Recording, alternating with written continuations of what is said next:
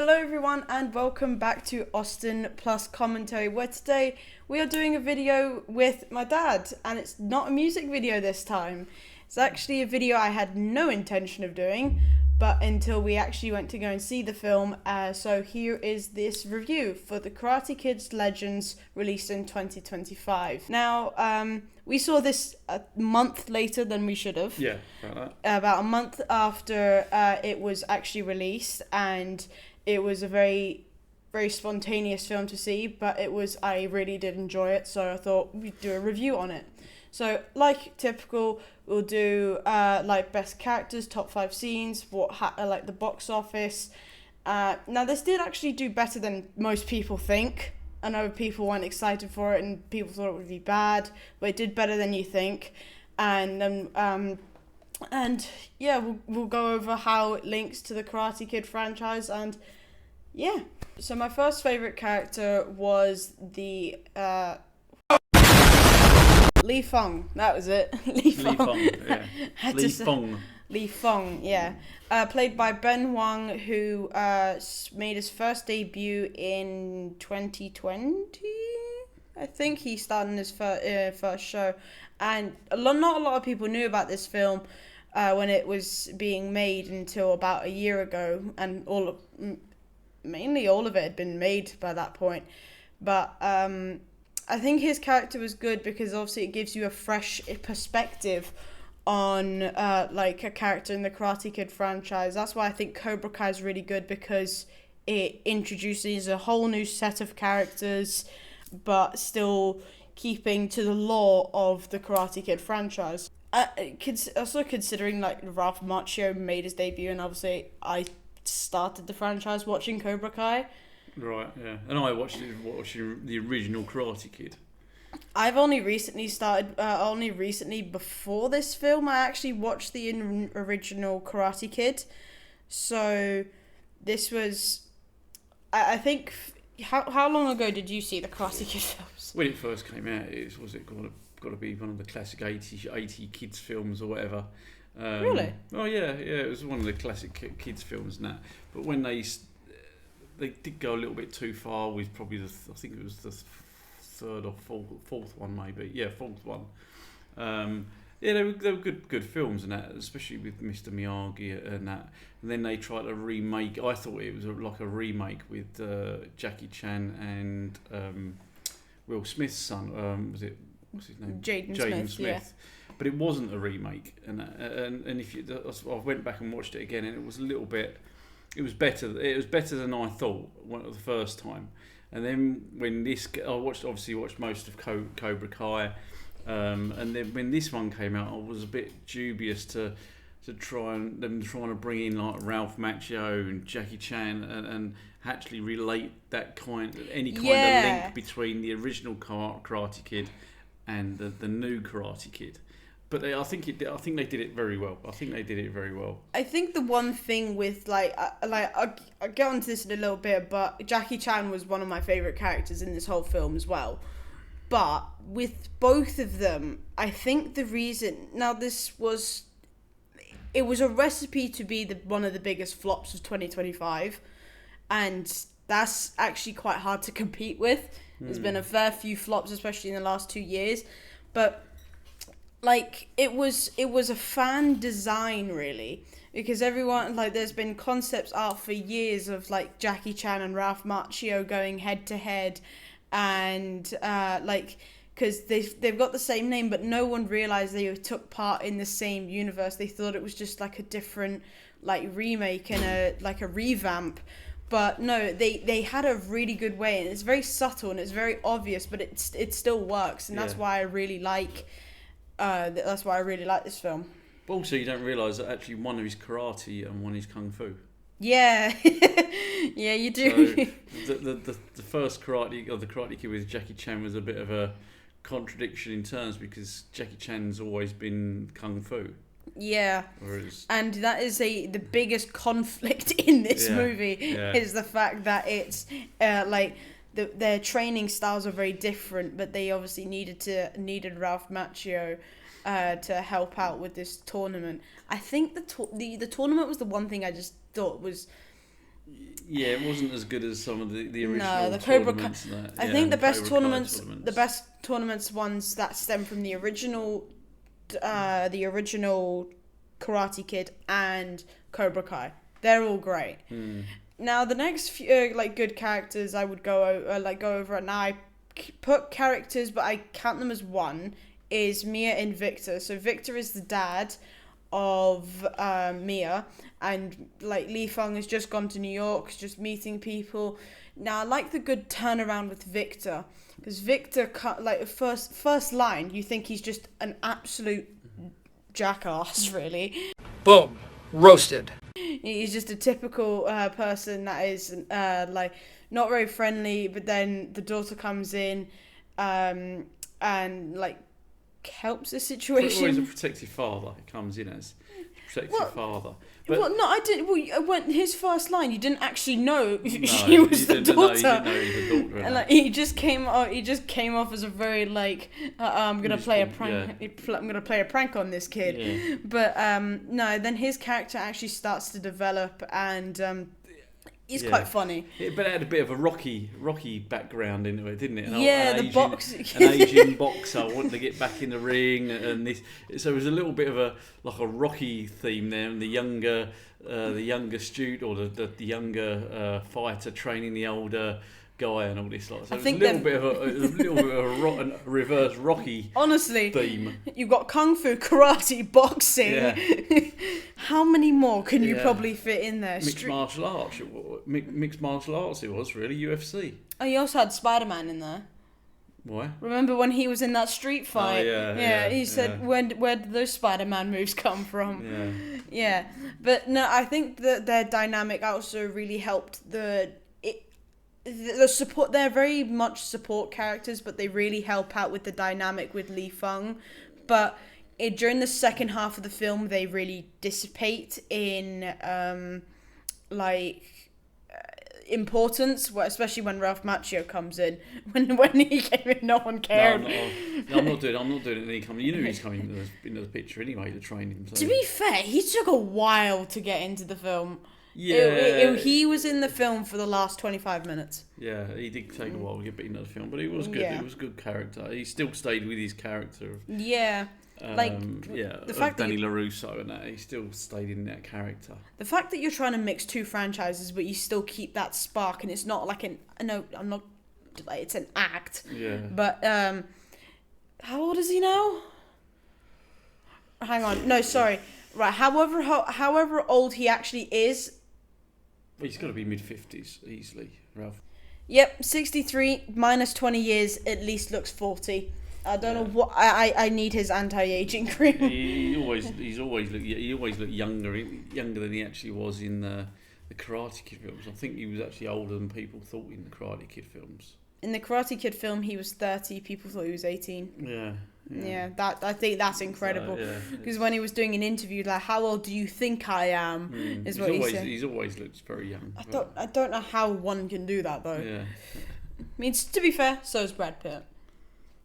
I only realised he was 61 yesterday. Well, same with Tom Cruise, isn't it? He's in his 60s as well. Now, to the top 5 scenes of this film. Now, number 5 is when Lee Fung. I think this is so ironic as well. It's you can see the joke that they're trying to play. It's Lee Fung is actually teaching Victor, teaching the dad, and I think that's really funny because obviously that's kind of the whole idea of Cobra Kai. But it was the fact that when he said, "Oh, could you train me?" No. 5 minutes later, "You're slow." Just comes into the shop saying you're slow and everything. And I think that whole dynamic, it was about a 5-minute montage, but it was still very funny. And it was a very weird dynamic, but it also showed what kind of characters they were in the whole, especially as he introduced as well a not very nice person. Now, number 4, very brief scene, but it was actually still very iconic, and they had this music in the background, and I think this was one of your favorites, was when actually Ralph Macchio appeared. And I know obviously he was only in the film for about 20 minutes, but that was still a very good introduction, and especially He was brought into the way he was brought into the film was good. Because they used Mr. Miyagi like as a very good like bonding agent. He was almost. the link. He was the bonding agent, and I love how everything is still like going back to him. Whether it's Jackie Chan, whether it's Ralph Macchio, it's still all going back to him. And I think that's a very good thing to link back to the Karate Kid franchise. And the bonsai tree, the significance of the bonsai tree. 2 branches. One trunk. You have one job, Dad. You have one job. It's to finish the phrase. 2 branches. 1 tree. Oh, for goodness sake. Now, number 3 is, I put this in number 3 and I maybe should have bumped it down to number 4. I put Ralph Macchio above this, is, when they actually meet Victor, when Li Fang meets Victor and Mia. The fact that obviously you don't see that very often, especially nowadays in 2025. Not a lot of people would go out of their way to actually say, "Oh, you're new. Let's actually be friends." And obviously you got a free job as well in the pizzeria. Yeah.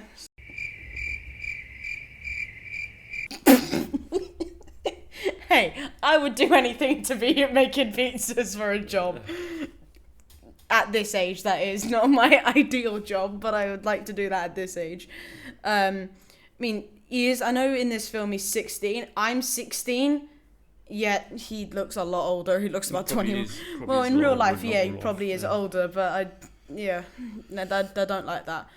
But now my top second scene, and I'll let my dad have his spotlight right now, was the training scene of when Ralph Macchio and Jackie Chan were training, or in other words, beating what's his name, Li Fang. That the best compilation of the whole film. Just amazing. Yeah, he's classic training when they jacket on, jacket off, so wax on, wax off, paint the fence in the original. And it's like basic training, but when you look at it, what he was actually doing, he's all core strength and things like that. But it was very good ways of jacket on, jacket off.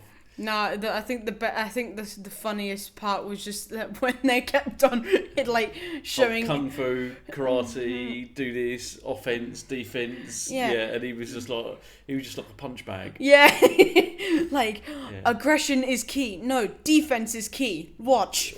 Yeah. He didn't know where he was. There was one line I thought was so funny. It was when he said, "Guys, we're in New York. This is classed as assault." Yeah. Oh, I thought that was hilarious. That was good. Yeah. The thing is, when we were in the cinema, I think we were the only people that were laughing. Well, yeah, because a lot of people wouldn't know the Karate Kid franchise over here. Well, I think, to be fair, it was on a Wednesday and it was on a school night. I think people were just like, "Let's get out of the house." Yeah.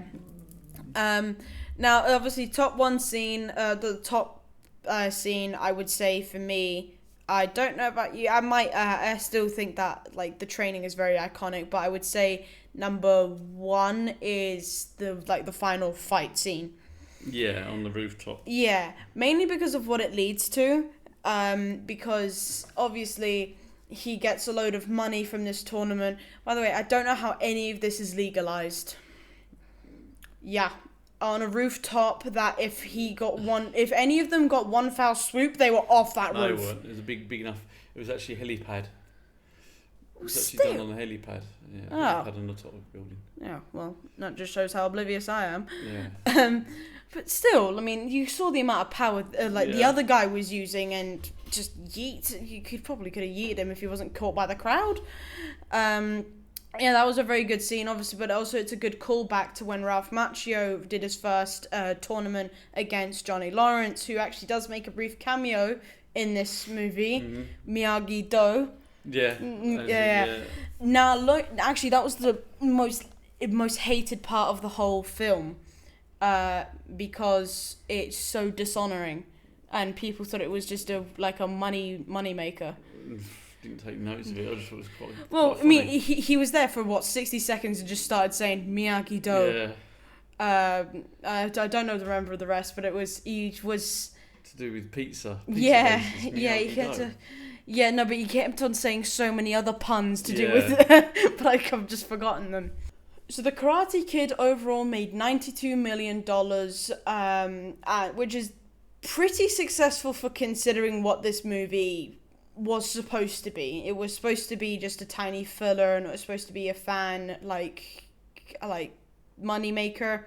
It was just, I think, an increase of popularity for the Karate Kid series. This movie made $20 million on its opening weekend, which is 43.8% of its total gross of the total money that Karate Kid Legends has actually made. And the production of it was 45 million. So they've actually made twice the amount of the production budget, which is not bad for that type of film. Especially you get kind of franchise or sequel to a sequel to a Yeah, sequel. yeah, and the film's an hour and a half. Granted, you don't realize it's only an hour and a half. It feels a bit longer, and that's good though. It's not like tedious. Now the domestic share of this movie covers 50.3% of the overall total gross of Karate Kid Legends. So in considering that the movie has been out for over a month now, because we went to see it a couple of weeks ago, its average run per theatre per week was $2.8 million. So that's not too bad. That's really Pretty good actually. Pretty good. For a film like that, that's actually quite a lot for average per theatre as well. So this film while it was a lot of action, there was a lot of comedy to it, and that's why I think this was a very captivating movie for the likes of me. I'm still very new to the Karate Kid franchise, but I still think it's a very good, to have comedy in there, and especially I think that is the comedy of that rooftop scene, and then obviously that was scattered throughout the whole movie, but there was one-liners you didn't see coming, so they were very fun. They were funny, and you wouldn't expect this to be a comedy film, but also it is classed as a family film as well. But also they used, Jackie Chan used the same type of comedy as was in the original Karate Kid. See, things like that. I haven't seen that one. So you got to see that. Yeah, it's the same ilk of comedy that he's Chinese and things like that, and the way they do things. It is good. The only problem I did have was at the start because it starts off in China, the dojo where Jackie Chan is teaching, and there's a little bit of background story with Li Fong with his brother, which is quite good. But that was all in China, and there was a lot of subtitles in that, which I think could put people off sometimes. With the start of the film. Well, you say subtitles. To be fair, I get that. I do get reading subtitles, especially on and on, can be tedious. I get that. To be fair, that's nowhere near as bad as Black Panther 2. I will never forget the worst subtitle film was Wakanda Forever. That was horrible. You did more reading than anything, but they definitely shared a lot of comedy. I think Ralph Macchio, he didn't bring the one-liners as much, but he contributed to the comedy of when Jackie Chan came in. Yeah. And now with Ralph Macchio comes a very long string of Karate Kid links. Now, I kind of saw these a couple days after I went to go and see this, so I can't make as many links as he can, so I'm going to leave this to you. Oh, right, thanks. No problem. No, because all the links come through from the original Karate Kid and the links with the other films like Okinawa, which was a birthplace of Mr. Miyagi's birthplace and where his dojo and where he was brought up, and things like that. So it does, the whole film and the whole franchise does follow on from the original film all the way through. I I can't remember the second film that they're out in Okinawa after the first film, and it just continues, and it continues that story thread throughout this franchise and the Jackie Chan franchise. Like, the Karate Kid franchise is actually pretty big now. It is, with the likes of the addition of Cobra Kai, and there was actually a lot more films than you think.